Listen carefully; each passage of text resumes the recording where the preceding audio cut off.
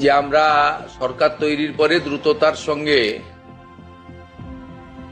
অন্নপূর্ণা যোজনা চালু করব এবং উপযুক্ত ব্যক্তিরা অর্থাৎ মহিলারা তারা ১,৫০০-এর বদলে ৩,০০০ টাকা করে পাবেন।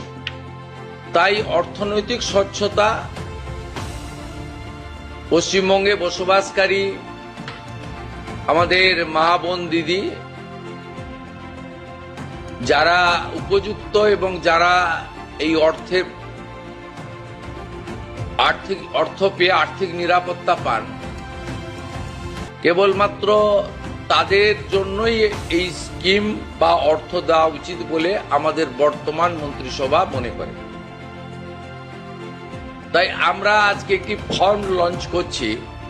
আপাতত ১ জুন থেকে, কাল থেকে শুরু হচ্ছে, কিন্তু ১ জুন থেকে ৯০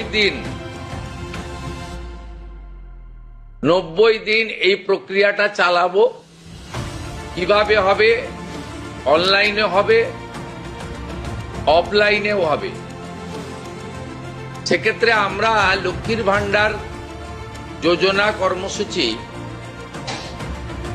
ততদিন অর্থাৎ চালু রাখছি যতক্ষণ না অন্নপূর্ণা যোজনার ফর্ম ফিল আপ এবং এনরোলমেন্ট কমপ্লিট হচ্ছে। যেমন যেমন এনরোলমেন্ট হয়ে যাবে, ভেরিফিকেশন হয়ে যাবে, তারা অটোমেটিক কোর্সে লক্ষ্মীর ভান্ডার থেকে অন্নপূর্ণা যোজনায় চলে যাবেন এবং লক্ষ্মীর ভান্ডার তাদের অফ হয়ে যাবে।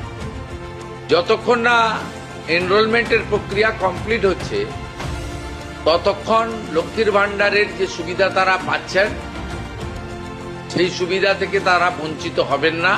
মানবিক সরকারের এটাই প্রতিশ্রুতি।